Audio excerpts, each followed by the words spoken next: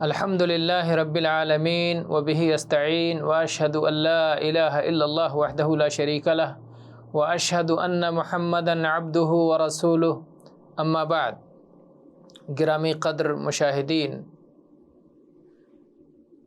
فقہ زکوٰۃ تعلیمی کورس کے آج کے حلقے میں انشاءاللہ مال تجارت میں زکوٰۃ سے متعلق گفتگو ہوگی۔ آپ یہ جانتے ہیں کہ اللہ تعالیٰ نے مسلمانوں کے لیے حلال طریقے سے روزی کمانے کی خاطر تجارت کو حلال قرار دیا ہے۔ قرآن پاک میں اللہ تعالیٰ نے فرمایا وَأَحَلَّ اللَّهُ الْبَيْعَ وَحَرَّمَ الرِّبَا۔ اللہ تعالیٰ نے بیع کو، خرید و فروخت کو، تجارت کو حلال قرار دیا ہے اور سود کو حرام فرمایا ہے۔ ہر وہ مسلمان جس کے پاس تجارتی مال ہے اور جو اپنی تجارت سے فائدہ اٹھا رہا ہے، اس پر فرض ہے کہ اللہ کی اس نعمت کے شکرانے کے طور پر اور اپنے مسلمان بھائیوں کی حاجت مندوں کی ضرورت کا خیال رکھتے ہوئے ان کے حقوق کی ادائیگی کرتے ہوئے سالانہ زکوٰۃ ادا کیا کرے۔ جو تجارتی سامان نفع کمانے کی خاطر خرید و فروخت کی غرض سے رکھے گئے ہیں، انہی پر زکوٰۃ فرض ہے۔ یعنی آپ کے پاس اگر تجارت کے لیے مثال کے طور پر ایک دکان ہے تو دکان کے اندر وہ سامان جو بغرض تجارت رکھے گئے ہیں انہی پر زکوٰۃ فرض ہے، لیکن فرنیچرز وغیرہ جو تجارت کی غرض سے نہیں ہیں، دکان کی سجاوٹ کے لیے ہیں یا اور ضرورت کے لیے ہیں، جو بیچنے کے لیے نہیں ہیں، نفع کمانے کے لیے نہیں، ان پر زکوٰۃ فرض نہیں ہے۔ تو جو تجارت کا مال ہے اس کا سال کے اخیر میں اندازہ لگایا جائے گا اور پورے مال کا 40واں حصہ، جسے آپ 2.5% بھی کہہ سکتے ہیں، وہ بطور زکوٰۃ ادا کرنا ہوگا۔ اس وقت جب سال ختم ہو، سال کا اختتام ہو، سال کا آخری وقت ہو، تو اس وقت جو اس کی موجودہ قیمت ہے، کتنے میں آپ بیچیں گے یہ اہم نہیں ہے، کتنے میں آپ نے خریدی ہے یہ اہم نہیں ہے، اہم یہ ہے کہ اس وقت جو آپ کے پاس موجود ہے اس کی مارکیٹ ویلو یا موجودہ قیمت آپ جس کے مالک ہیں اس پر 40واں حصہ زکوٰۃ ادا کرنا ہے۔ کیا دلیل ہے کہ مال تجارت میں زکوٰۃ ادا کرنا ہوگا؟ قرآن پاک میں اللہ تعالیٰ نے ارشاد فرمایا یا ایھا الذین آمنوا انفقوا من طیبات ما کسبتم ومما اخرجنا لکم من الارض۔ سورہ بقرہ آیت نمبر 267 267۔ اے ایمان والو، اپنی پاکیزہ کمائی میں سے اور زمین میں سے تمہارے لیے ہماری نکالی ہوئی چیزوں میں سے خرچ کرو۔ تو یہاں اللہ تعالیٰ نے فرمایا من طیبات ما کسبتم، اپنی پاکیزہ کمائی میں سے خرچ کرو۔ تو مال تجارت بھی پاکیزہ کمائی ہے۔ امام بخاری رحمہ اللہ نے کتاب الزکاة میں باب صدقۃ الکسب والتجارہ میں اسی آیت سے استدلال کیا ہے، اور امام جصاص احکام القرآن میں کہتے ہیں کہ اللہ کا قول انفقوا من طیبات ما کسبتم سے متعلق سلف کی ایک جماعت سے مروی ہے کہ اس سے مراد تجارت ہے۔ حسن اور مجاہد کا یہی قول ہے۔ اس آیت کا عموم تمام قسم کے مالوں میں زکوٰۃ کے فرض ہونے پر دال ہے، اس لیے کہ ما کسبتم سب کو شامل ہے۔ حدیث کی دلیل نبی کریم صلی اللہ علیہ وسلم کا یہ فرمان ہے، ادو زکوٰۃ اموالکم، اپنے مالوں کی زکوٰۃ ادا کیا کرو۔ اور ظاہر ہے کہ نبی صلی اللہ علیہ وسلم کا یہ فرمان عام ہے، ہر قسم کے مال کو شامل ہے، جس میں مال تجارت بھی ہے۔ اس میں مال تجارت اور دیگر اموال میں کوئی فرق نہیں رکھا گیا ہے۔ یہ حدیث ادو زکوٰۃ اموالکم سنن ترمذی کتاب الزکاہ میں ہے، اور امام ترمذی نے اسے حسن صحیح قرار دیا ہے۔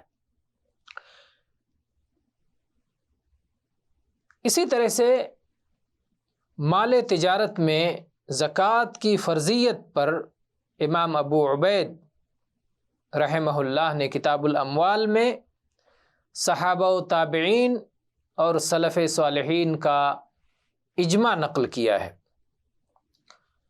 مال تجارت میں زکوٰۃ کی مقدار کیا ہے؟ مال تجارت میں زکوٰۃ کی مقدار ربع العشر، 40واں حصہ یعنی 2.5% ہے۔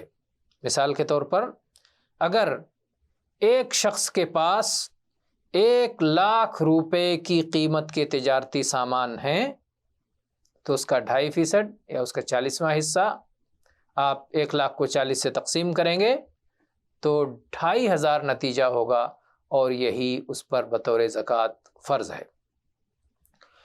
مال تجارت میں کون سی چیزیں داخل ہیں اور کون سی چیزیں داخل نہیں ہیں؟ وہ چیزیں جیسا کہ پہلے ذکر کیا گیا کہ بطور فروخت رکھی گئی ہیں، نفع کمانے کے لیے جو چیزیں رکھی گئی ہیں وہی مال تجارت میں داخل ہیں۔ وہ زمینیں جو آپ بیچ کر نفع کمانا چاہتے ہیں، وہ عمارتیں جو بیچنے کی غرض سے آپ کے پاس ہیں، وہ گاڑیاں جو بیچنے کی غرض سے آپ نے اپنے پاس رکھا ہوا ہے، وہ پانی اٹھانے والی مشینیں جو بیچنے کی غرض سے آپ کے پاس ہے۔ الغرض جو بھی سامان آپ کے پاس استعمال کی خاطر نہیں بلکہ بیچنے کے لیے اور نفع کمانے کے لیے ہے، تو وہی مال تجارت میں شامل ہے اور اسی پر زکوٰۃ فرض ہے۔ اسی طرح سے وہ مویشی، وہ جانور جو آپ تجارت کے لیے رکھے ہوئے ہیں، جس کے ذریعے سے آپ نفع کمانا چاہتے ہیں، چاہے وہ اللہ کی زمین میں چر کے اپنی غذا حاصل کرتے ہوں اور چاہے آپ انہیں خرید کر چارہ کھلاتے ہوں، اس سے کوئی غرض نہیں۔ اگر آپ نے ان کو تجارت کے لیے رکھا ہے تو ان کی تعداد نہیں دیکھا جائے گا، جیسے کہ مویشیوں پہ زکوٰۃ کی جو صورت ہے کہ اتنی تعداد ہو تو اتنا۔ مال تجارت اگر ہے وہ مویشی نفع کمانے کی غرض سے اگر انہیں رکھا گیا ہے، بیچنے کے لیے اگر انہیں رکھا گیا ہے تو ان کی قیمت کا حساب کیا جائے گا، اور قیمت اگر نصاب کو پہنچ جائے، ان کی قیمت اگر نصاب کو پہنچ جائے تو پھر اسی میں زکوٰۃ نکالی جائے گی، ان کی قیمت پر زکوٰۃ نکالی جائے گی۔ اور وہ چیزیں مال تجارت میں داخل نہیں ہیں جو بیچنے کے لیے نہیں ہیں۔ آپ کتنی ہی عمارتوں کے مالک ہیں، اگر وہ عمارتیں رہنے کے لیے ہیں، کرائے پر دینے کے لیے ہیں، بیچنے کے لیے نہیں ہیں، تو سال گزر جانے کے بعد ان عمارتوں کے کرائے پہ سے جو آمدنی ہوگی، اس آمدنی میں زکوٰۃ ہے، اس عمارت کی ملکیت یا اس کی قیمت پر زکوٰۃ نہیں ہے، ان عمارتوں پر زکوٰۃ نہیں ہے کیونکہ وہ تجارت کے لیے نہیں ہے۔ اسی طرح سے کسی کے پاس اپنی پرائیویٹ گاڑیاں ہیں یا ٹیکسیاں ہیں، ان کے ذریعے سے وہ کمائی کرتا ہے، تو ان میں بھی زکوٰۃ نہیں ہے کیونکہ وہ تجارت کے لیے نہیں ہے، بلکہ آدمی نے اپنے استعمال کے لیے رکھا ہے یا اس کے ذریعے سے کرایہ پہ سواری کر کے بطور ٹیکسی استعمال کر کے اس سے کمانا چاہتا ہے تو اس آمدنی کے لیے وہ ہے اور وہ تجارت کے طور پر نہیں ہے۔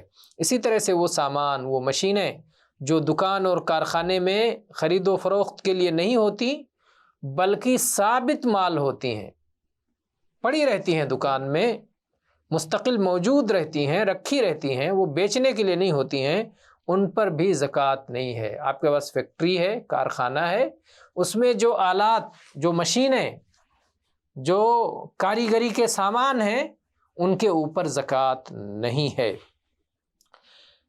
اس میں زکوٰۃ نکالنے کی کیفیت کیا ہے؟ کس طرح سے مال تجارت میں زکوٰۃ نکالیں گے؟ مال تجارت میں ہر سال کے سرے پر آپ کے پاس جو مال ہے اس کی کیا ملکیت ہے، کتنی قیمت کا وہ مال بن رہا ہے، اس کا اندازہ لگائیں اور پھر اسی پر زکوٰۃ ادا کر دیں۔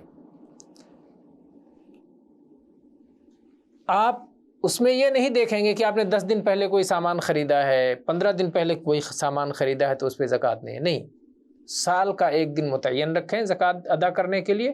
اس دن آپ کے پاس جتنا مال ہے، آپ جتنے مال کے مالک ہیں، وہ مال جو تجارت کی غرض سے ہے تو اس پر اس کی قیمت کا اندازہ لگا کر کے اس کا 2.5% جو 40واں حصہ ہوتا ہے، 40واں حصہ زکوٰۃ نکال دیں۔ اور جو نفع کے ذریعے سے آیا ہے تو نفع بھی اصل سرمایہ کا تابع ہے، اس کے لیے الگ سے سال نہیں شمار کیا جائے گا۔ تو یہ رہا مال تجارت میں زکوٰۃ کا مسئلہ۔ انشاءاللہ ہم اگلے درس میں زراعتی غلوں میں زکوٰۃ سے متعلق گفتگو کریں گے۔ وآخر دعوانا ان الحمد للہ رب العالمین وصلی اللہ علی نبینا وسلم۔